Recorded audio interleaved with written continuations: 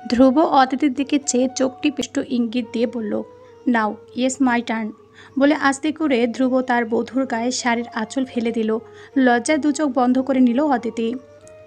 বাকিটা দুপুর কাটলো ভীষণ আদরে সোহাগে। বাকাটে ধ্রুব ইয়ামিন ধীরে ধীরে নিজের এক জীবনে জমিয়ে রাখা আদরটুকু ঢেলে দিতে লাগলো নিজের স্ত্রীর প্রতি। আর গ্রামের ছাপোস্বামী অদিতি হায়াতও তৃষ্ণার্তের ন্যায় বহু আকাঙ্ক্ষিত স্বামীর ওটুকু আদর শুষে নিতে লাগলো নিজের মধ্যে অবলীলায়, অথচ লাজে রাঙা হয়ে। দুপুর গড়িয়ে যখন সন্ধ্যা চেয়ে চেয়ে আকাশ জুড়ে ধ্রুব অদিতির সুখ নিদ্রা তখন ভাঙল। অদিতি তখনও ধ্রুবর বাম হাতের উপর মাথা রেখে ডান হাতটা ওর নরম কোমল দু হাতে চেপে গভীর ঘুমে মগ্ন। ধ্রুব তখন ধীরে ধীরে চোখ খোলে। চোখ দুটোতে হাত দিতে যাবে বিরক্ত ভঙ্গিতে, অথচ হাত বাধায় পেল। মাথাটা এলিয়ে পাশে তাকাতে দেখে এই তামাম দুনিয়ার সবচেয়ে সুন্দর একটা দৃশ্য। ধ্রুব ইয়ামিনের পাশে তার বহু আকাঙ্ক্ষিত শখের বধূ শুয়ে আছে। কাঁথা দিয়ে মসৃণ উন্মুক্ত শরীর ঢেকে রাখা অদিতির দিকে নজর পড়ল। পরপর ধ্রুবর মনে পড়ল আজ ধ্রুবর একের পর এক দৃশ্য।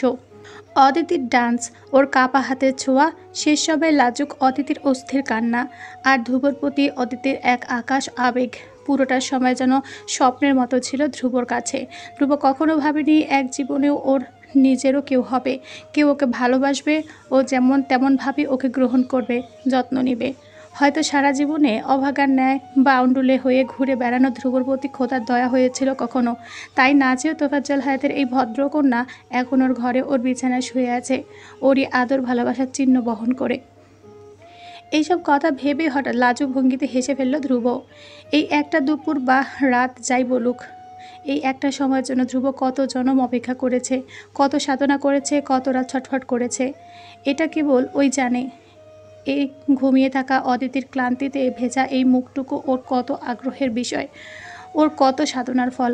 এটা বোধহয় একমাত্র ধ্রুব ছাড়া কেউ জানে না, কেউ বুঝবেও না কখনো। ধ্রুব আলতো করে মাথাটা বালিশে এলিয়ে অদিতির দিকে সম্পূর্ণ মনোযোগ দিয়ে তাকালো। তারপর তাকালো অদিতির দুহাতের ফাঁকে চেপে রাখা ওর হাতের দিকে। হাসলো আবারও ধ্রুব।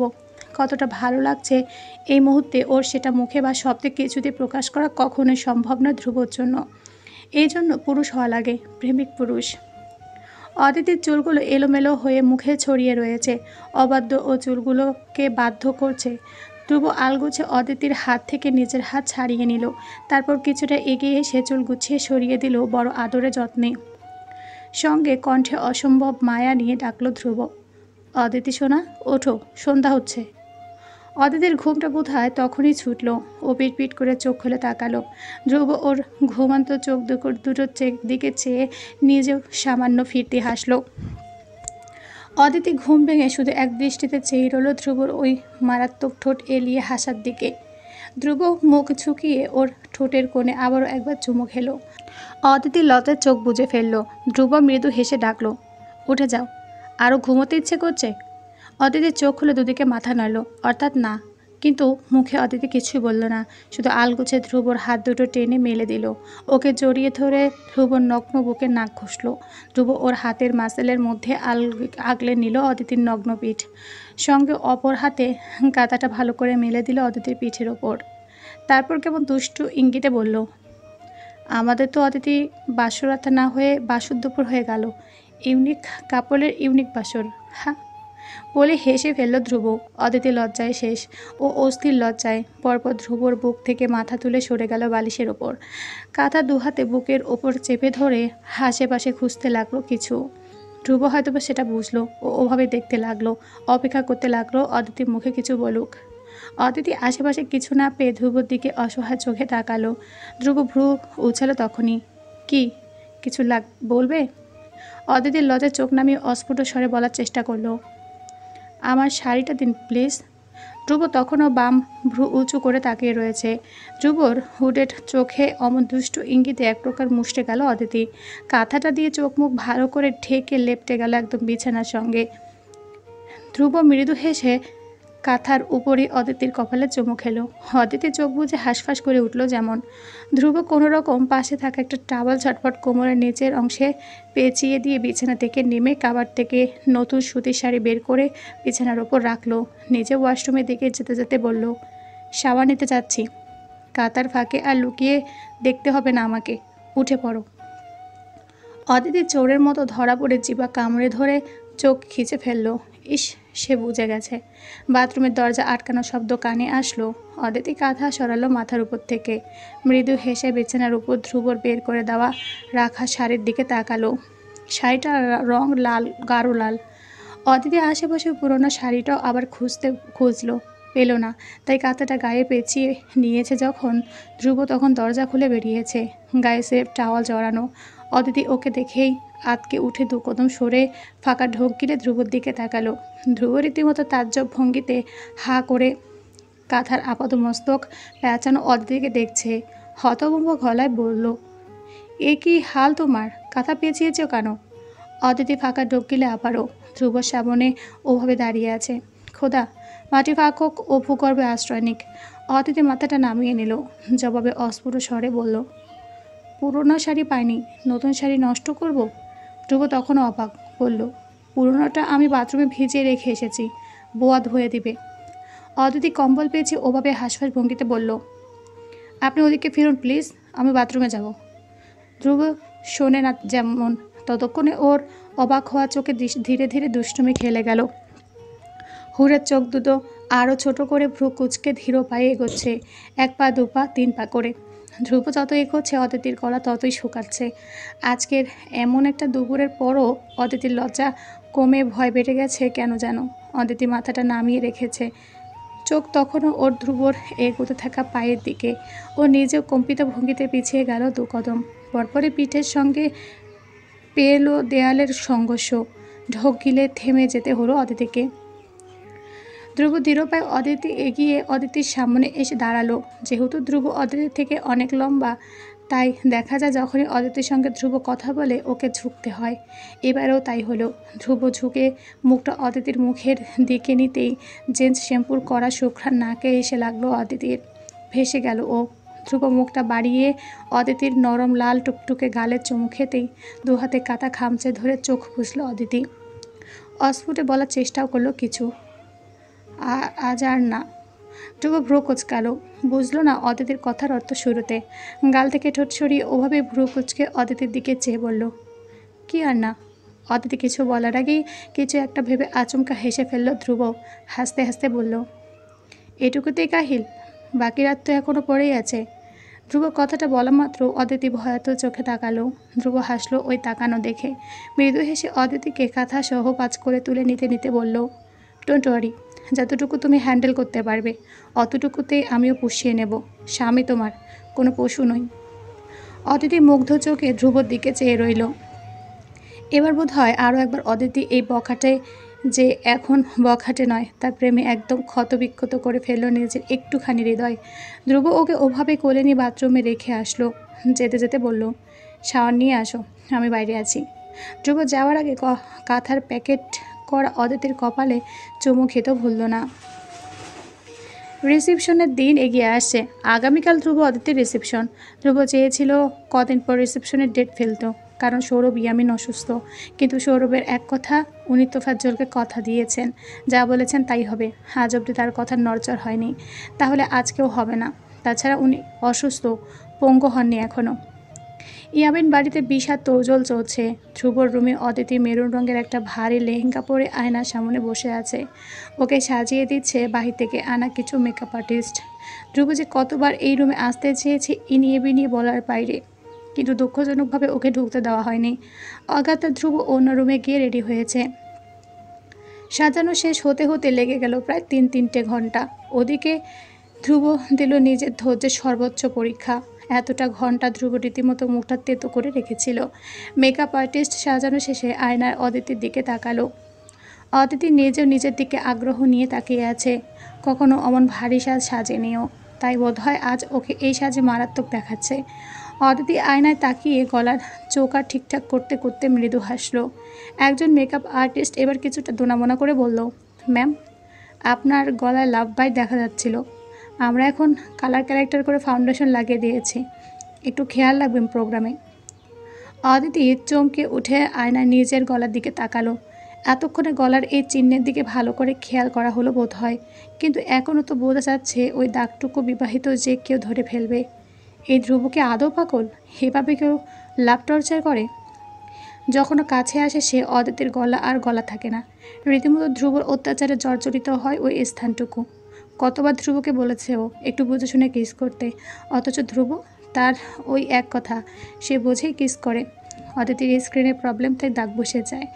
আজকে এত মেহমান আসবে, ওরা কেউ দেখে নিলে? অদিতির মুখটা শুকিয়ে গেল একদম। সাজানো শেষ হওয়ার আগে আবারও দরজা টোকা এলো। দরজা নব ঘুরিয়ে ধ্রুব ডাকছে, অদিতি, শেষ হলো তোমার? অদিতি হতাশ চোখে তাকালো মেকআপ আর্টিস্টের দিকে। ওরাও আবার বিরক্ত সম্ভবত। অদিতির ওদের বিরক্ত হওয়া মুখের দিকে চেয়ে নিচু গলায় বলল, আপনাদের শেষ হলে দরজা খুলে দিই। মেকআপ আর্টিস্ট এবার হেসে ফেললে বলল, আপনার হাজব্যান্ড আসলে আপনার উপর ফিদা। 3 ঘন্টা সাজে 300 বার এসে ডেকে গেছেন। অদিতির লজ্জায় ইতস্তত ভঙ্গিতে হাসলো। এই লোককে নিয়ে অদিতি আর পারছেই না। এটা ওদের কিভাবে বলবে? মেকআপ আর্টিস্টরা নিজেদের ব্যাগপত্র গুছিয়ে দরজা খুলে দিল। দরজার উপসে ধ্রুব দাঁড়িয়ে আছে, কালো রঙের স্যুট পরা ওল ব্ল্যাকম্যান। মেকআপ আর্টিস্টদের দরজার সামনে দেখে ধ্রুব মাথা নিচু করে সরে দাঁড়ালো, জায়গা করে দিল ওদের যাওয়ার। ওদিকে মেকআপ আর্টিস্টরা ধ্রুবকে দেখে যাচ্ছে হা করে। এই মেয়ের হাজব্যান্ডটা তো আসলে জোস, এত হ্যান্ডসাম। এখন তো ওদের মেয়ের এই গলার লাভ বাইটের উপর হিংসে হচ্ছে। কেন যে সবসময় সুন্দর ছেলেগুলোই হাত থেকে ফসকে যায় কে জানে। মেকআপ আর্টিস্টরা চলে যেতে ধ্রুব দরজা খুলে ঢুকলো ভিতরে। অদিতি আয়নার সামনে দাঁড়িয়ে আছে। ধ্রুবকে দেখে ও ঘোমটা ঠিক করে উঠে দাঁড়ালো। ওদিকে ধ্রুব তো রীতিমতো হা। জীবনে প্রথম ও অদিতিকে এত ভারী মেকআপে দেখছে। বিয়ের দিনে অদিতি ভীষণ সিম্পল সেজেছে। আজ ট্রিনা এক প্রকার যুদ্ধ করে বাড়িতে মেকআপ আর্টিস্ট ডেকেছেন। ধ্রুব শুরুতে রাজি ছিল না, কিন্তু এখন অদিতিকে দেখে ওর চোখের পলকটুকুই পড়ছে না। ধ্রুব আস্তে করে পেছন ঘুরে দরজা লক করে দিল। তারপর আবারও ঘুরে তাকালো অদিতির দিকে। দরজার লক করার শব্দে হাঁসফাঁস করে উঠল যেন অদিতি। মাথাটা নামিয়ে নিল লাজুক ভঙ্গিতে। ধ্রুব ধীর পায়ে এগোলো। আবারও সময় নিয়ে 1 পা 2 পা করে শব্দ হচ্ছে জুতোয়। অদিতি আবারও ধ্রুবর পায়ের দিকে চেয়ে রয়েছে। ধ্রুবর হাঁটার ভঙ্গি দেখে অদিতির নিজের হঠাৎ অস্থির লাগছে, হৃৎপিণ্ড লাফাচ্ছে। ধ্রুব সামনে এসে এক মুহূর্ত দেরি না করে সোজা লেহেঙ্গার ফাঁকে আঙুল গলিয়ে অদিতির কোমর টেনে একদম নিজের সঙ্গে মিশিয়ে নিল তার সাজে সজ্জিত বধূয়াকে। অদিতি চমকে উঠে ধ্রুবর বুকে হাত রাখল। ধ্রুবর বুকের ওপর লেপটে যাওয়া মেহেদি রাঙা হাতটা ধ্রুব মাথা নিচু করে দেখল তুষ্ট হয়ে। তারপর মাথাটা তুলল। অদিতি তার দিকে তাকিয়ে রয়েছে লাজুক চোখে। ধ্রুব মাথাটা ঝুঁকে বধূর কপালে চুমু খেলো বহু ধৈর্য নিয়ে। তারপর বধূর কানের লতিতে চুমু খেয়ে বলল, লুকিং লাইক অ্যাঞ্জেল, ধ্রুবস অ্যাঞ্জেল। কানের কাছে এমন শিরশিরানি অনুভূতিতে শিউরিয়ে উঠে ধ্রুবর বুকের কোট খামচে ধরল অদিতি। বলবে না করে অস্ফুট স্বরে বলল, আপনাকেও কালো স্যুটে ভালো দেখাচ্ছে। ধ্রুব অবাক, কিছুটা পিছিয়ে গিয়ে নিজের দিকে চেয়ে দেখে আবারও জিজ্ঞেস করলো, আসলে ভালো লাগছে তো আমাকে? স্যুট পরা হয়নি কখনো আমার। ইমন বলল ভালো ড্রেস আপ করলে বউরা নাকি পটে, ইমপ্রেস হয়, তাই ট্রাই করলাম। অদিতি হেসে ফেলল ধ্রুবর অমন বাচন ভঙ্গি দেখে। ধ্রুবর কোট হাত বাড়িয়ে ঠিকঠাক করে দিয়ে বলল, মানুষ লাগছে এখন। ধ্রুব ভ্রু কুচকালো, হেই, মানুষ লাগতো মানে? আগে কি লাগতো? অদিতি হেসে টিটকারি করে বলল, বখাটে। হোয়াট ননসেন্স, আমি মোটেও বখাটে ছিলাম না কোনো দিন। এই জীবনে কাউকে দার্ক দেইনি, ইফটিজিংও করিনি। বখাটে মানে বোঝো? ধ্রুব ইয়ামিন নিজের ইমেজ ঠিক রাখতে বউর সামনে সাফাই গেয়েছে যেমন। অদিতি জবাব দিল, মারামারি তো করতেন, মিথ্যা বলবেন না, আমি দেখেছি। ধ্রুব হার মানে না, ও উত্তরে বলল, আমার কাজে পা দিলে মারবো না? আর ওগুলোকে মারামারি বলেন? মেডিসিন দেওয়া বলে। অদিতি হেসে কুটি কুটি হয়ে গেল, আপনি আর আপনার লজিক। ধ্রুব চুপ করে অদিতির হাসির দিকে চেয়ে রইল। অদিতি হাসছে তখনও। ধ্রুব কী হলো কে জানে। ভেতরে ভেতরে হঠাৎ একটা স্বামী স্বামী অনুভূতি উতলে উঠল যেন। নিজের বধূর নেশা আবারও পড়ল, বরাবরের মতোই। ঘোরে পড়ে আলগোছা অদিতির গলার দিকে মুখ বাড়িয়ে আচমকা নেককিস করে বসল। হাসি থামিয়ে চমকে ওঠে অদিতি। চোখ বড় বড় করে তাকাতেই অনুভব করে নিজের গলার অপর মানুষের দাঁতের স্পর্শ, যাকে অদিতি কবুল বলেছে, দিয়েছে এই অদূরাটুকু অবলীলায়। আবার ওই অসভ্য, সুখকর অনুভূতি খেলে পুরো দেহ জোরে। হরমোনের জ্বালাতনে দুজনে অতিষ্ঠ। ধ্রুব ঘনিষ্ঠতা আরও বাড়াতেই অদিতির মনে পড়ে গেল মেকআপ আর্টিস্টের কথা। চমকে উঠে চোখ খুলে দু হাতে ঠেলে দিল ধ্রুবকে। ধ্রুব, এখন না। বারবার এইভাবে ঠেলছিল অদিত। ধ্রুব একসময় বিরক্ত হয়ে সরে গিয়ে বলল, কি ঠেলছো কেন? কিস করছি জাস্ট, খেয়ে ফেলছি তোমাকে। অদিতি লজ্জায় কোথায় চোখ দিবে, কোথায় চোখ মেলাবে তখন ঠাউর করতে পারছে না। ও অস্ফুটের চোখ মেলালো, ঘোরাতে ঘোরাতে বলল, ওরা মানা করেছে। কে বলেছে? গড, আমার বউকে আমি কিস করবো না? কি ফালতু লজিক এসব। ধ্রুব চূড়ান্ত বিরক্ত হয়ে প্রশ্ন করলো। ওর চোখে মুখে তাকানো যাচ্ছে না, নাকের পাতা লাল হয়ে পিটপিট করছে।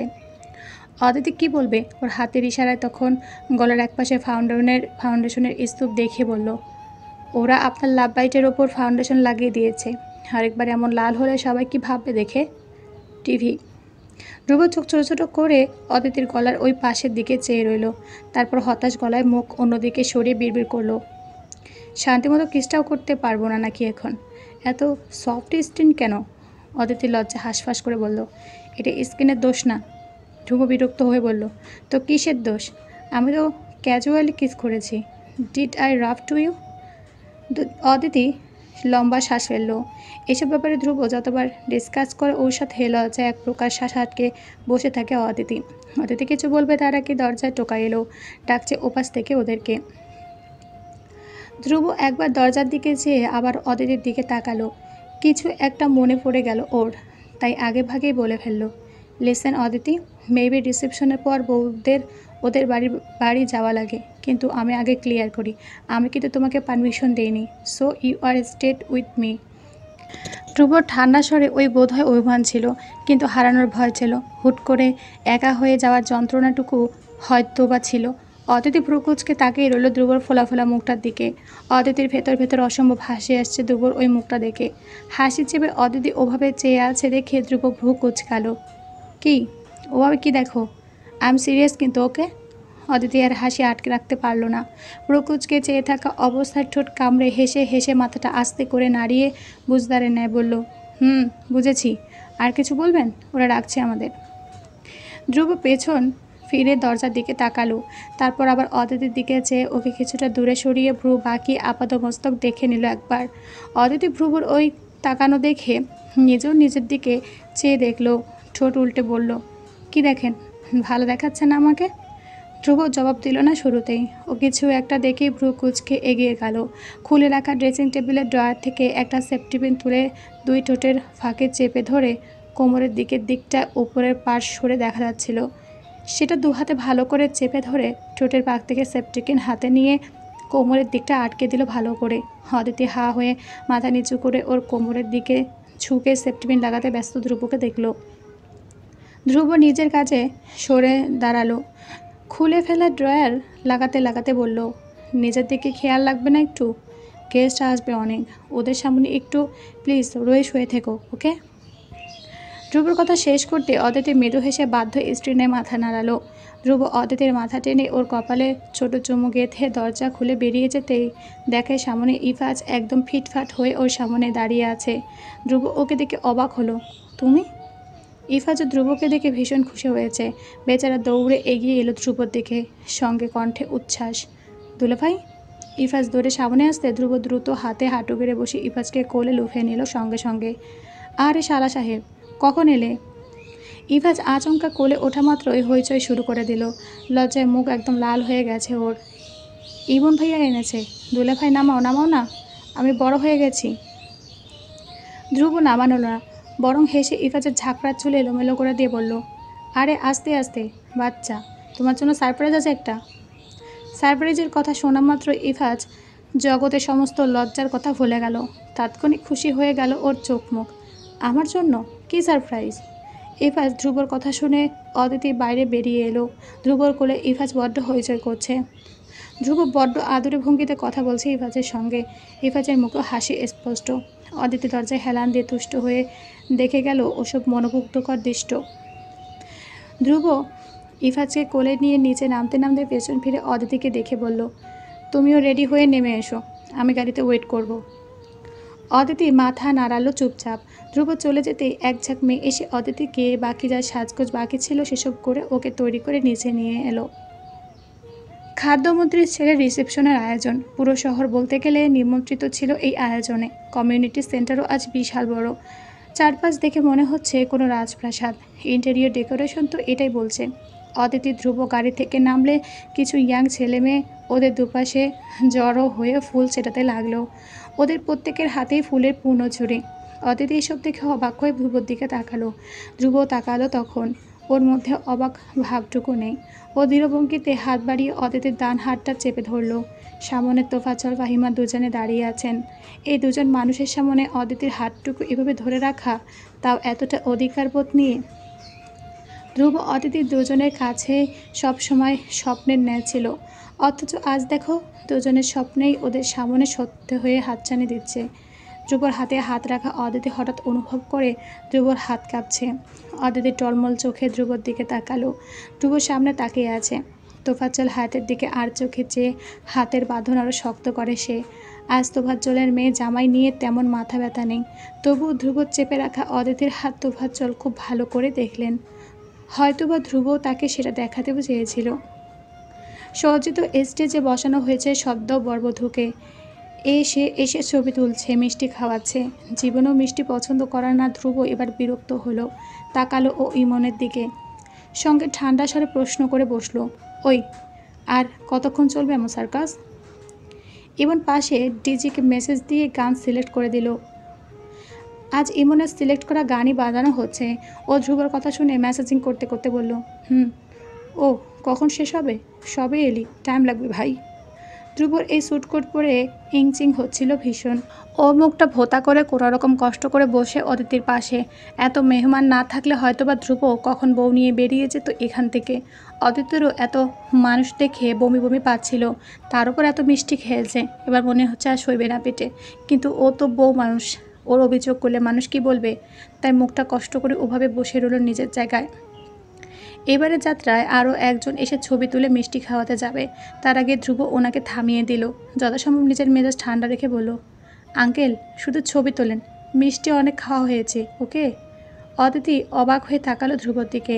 ওই লোকও হেসে শুধু ছবি তুলে চলে গেল।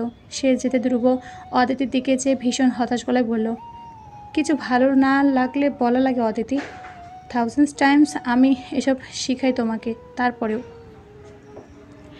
ধ্রুবর কণ্ঠে হতাশা চুইয়ে পড়ছে যেন। অদিতি কেন মুখ ফুটে নিজের সমস্যার কথা কখনো বলে না, এটা নিয়ে আপাতত তার বরের ভীষণ মাথা ব্যথা। অদিতিও ব্যথাটুকু নিরাময় করার জন্য ওর মাথা নিচু করে ধ্রুবর দিকে ঝুঁকে ফিসফিস করে বলল, আপনি আছেন না, ওতেই হবে। ধ্রুব চুপ করে চেয়ে রইল অদিতির দিকে। ওর পুরুষালী মনটা হুট করে মুগ্ধতায় ছেয়ে গেল। প্রিন্সেস ট্রিটমেন্ট চাওয়া মেয়েদের কে বোঝাবে? যখন একটা ছেলে প্রিন্স ট্রিটমেন্ট পায় তারও ভালো লাগে, আদর আদর লাগে সব কিছু। মুগ্ধ তার চোখে মুখেই ফুটে যায়। ধ্রুবর বেলা তো তাই হয়েছে। ও কাঁপতে থাকা হৃৎপিণ্ড সামলে আলগোছে অদিতির হাতটা আলতো হাতে চেপে ধরল। ধীরে ধীরে শক্ত হলো সেই স্পর্শ। অদিতি তাকাতে ধ্রুব সামনে তাকিয়ে ফেলল। ওর হাতটা তখনও তার স্ত্রীর হাতটুকু ওভাবে ছুঁয়ে রেখেছে। রিসেপশন শেষ হতে রাত 1টা বাজলো। তোফাজ্জল হায়াত মেজিন রিসেপশনে সৌরভ ইয়ামিনের সবার সঙ্গে দেখা করে করে ক্লান্ত প্রায়। ফাহিমা ত্রিনার সঙ্গে যে গল্পে লেগেছেন, এখনও ওঠার নাম নেই। একটা উৎসবের মতো লাগছিল সব কিছু। সবাই গল্প আড্ডা থামালো যখন সৌরভ ইয়ামিন মাইককে হাতে তুলে নিলেন। স্টেজে বসা ধ্রুব অতিথির সামনে বসে থাকা সকল মেহমান সবাই তাকালো সৌরভের দিকে। হুইল চেয়ারে বসা সৌরভ ইয়ামিনের পাশে রাহুল দাঁড়িয়ে আছে, তার হাতে ইনহেলার। সচরাচর সৌরভের হুইল চেয়ার লাগে না, তবে আজ অসুস্থ, তার উপর চলাফেরার সমস্যা, তাই হুইল চেয়ার এনে রেখেছেন সাথে। সৌরভ মাইক টেস্ট করলেন। হ্যালো, 1 2 3 বলার পরপরে মেহমানদের সঙ্গে এক ঝাঁক মানুষ একসঙ্গে বলল, শোনা যাচ্ছে। সৌরভ হেসে ফেললেন, পরে নিজেকে ধাতস্থ করে বলা শুরু করলেন নিজের কথাগুলো একের পর এক। লেডিস অ্যান্ড জেন্টলম্যান, আমি সৌরভ ইয়ামিন, স্টেজে বসে থাকা বর ধ্রুব ইয়ামিনের বাবা। এখানে আসা সকল মেহমানদেরকে আমার সালাম থাকলো। ছেলের বিয়ে উপলক্ষে আমাকে নাকি কিছু বলা লাগবে, বন্ধুরা বলল। ওরা আমাকে একটা স্ক্রিপ্ট রেডিও করে দিয়েছে বলার জন্য। সৌরভ থামলেন, তারপর সামনে থাকা বন্ধুদের শাড়ির দিকে চেয়ে চোখে চোরা মুখে বললেন, অ্যান্ড ওদেরকে সরি, আমি ওই স্ক্রিপ্ট হারিয়ে ফেলেছি, তবে আমার মনে হয় বাবা হিসেবে ছেলেকে নিয়ে বলার জন্য আমার কোনো স্ক্রিপ্টের প্রয়োজন নেই। তো আমি বলি। সৌরভ থামলেন। সবাই ভীষণ মনোযোগ দিয়ে শুনছেন সৌরভের কথা। এখানে অনেকেই আমাকে কাছে রোজ রোজ অভিযোগ করতেন। আমাকে বলতেন, আপনার ছেলে এমন অমন, সে হাত থেকে ছুটে যাচ্ছে, আপনার লাগাম টানা উচিত। অবশ্য এইসব আমার ছেলে ভালোর জন্যই বলতেন, কিন্তু কেন জানি না আমি আজ অবধি আমার ছেলেকে ওভাবে কারো কথায় ইনফ্লুয়েন্সার হয়ে শাসন করিনি। ইচ্ছে হয়নি কখনো। একটা ছেলে আমার। আমি ভেবেছিলাম যেদিন ও নিজে বুঝবে কোনটা খারাপ কোনটা ভালো, সেদিন আমি বাবা হিসেবে সফল হব। বাবা হিসেবে আজ বলি, হ্যাঁ, আমার ছেলে ধ্রুব আগের মতোই আছে। তবে হ্যাঁ, ও শিখে গেছে কীভাবে রাগ কন্ট্রোল করতে হয়, কিভাবে আমার অসুখে মাথার কাছে গভীর রাতে পানির বোতলটা রেখে আসা লাগে, কিভাবে অজানা আশঙ্কায় আমার ঔষধের কোনো সাইড এফেক্ট আছে কিনা সেটা প্রতিবার গুগল করা লাগে। আমার গোসলের সময় গিজার ঠিকমতো কাজ না করলে দিনে দিনে মানুষ ডেকে গিজার ঠিক করে ফেলা লাগে। সে শিখেছে সবই। কথাগুলো বলতে বলতে সৌরভ ধ্রুবর দিকে তাকালেন। অদিতি নিজেও অবাক হয়ে ধ্রুবর দিকে চেয়ে আছে। ধ্রুব ওদের সবার এমন চাউনিতে কেসে থতমত ভঙ্গিতে অন্যদিকে যে চোখ লুকালো। সৌরভ ধ্রুবর অমর চোরের মতো লুকিয়ে ফেলা শ্যামলা মুখটুকু দেখে হাসলেন। তারপর আবারও বলা শুরু করলেন, আমার ছেলে শিখে গেছে তার বাবার বিরুদ্ধে কেউ এক কথা বললে তার সঙ্গে কীভাবে লড়াই করতে হয়। বাবার মিথ্যা মামলায় জেলে থাকা অবস্থায় নিজে দিনের পর দিন না খেয়ে অপোজিশনের বিরুদ্ধে দিনরাত এক করে প্রমাণ জোগাড় করা লাগে। আমার ছেলে বাইরে যেমন কঠোর সাজে তেমন ভিতরে এমন নয়। আমার ছেলে জানে সব কিছু, এভরিথিং, কিন্তু ওর আচরণ ভিন্ন, ওর স্বভাব বৈশিষ্ট্য ভিন্ন। তবু ও বদলেছে। Maybe he is got a warm to hand to be changed. কথাটা বলে সৌরভ অদিতির দিকে তাকালেন। অদিতি ওনার দিকে চেয়ে রইল অপরক। ধ্রুব তখন আর চোখে সৌরভের দিকে তাকালো। সৌরভও হালকা হেসে টলমল চোখে বললেন, আমি সৌরভ ইয়ামিন আমার স্ত্রীর দেওয়া বেস্ট গিফট পেয়ে গর্বিত। ধ্রুব আমার ছেলে। এতদিনও আমি সেটা যেভাবে বদনামের পরেও অন্যের মুখে উপরে গর্ব করে বলেছি, আজও বলছি। স্টেজে বসে আছে যে, সে আমার ছেলে ধ্রুব ইয়ামিন, আমার একমাত্র রত্ন। পাশে তার স্ত্রী অদিতি। দুটো মানুষের গুরুত্ব আমার সৌরভ ইয়ামিনের কাছে আজীবন থাকবে।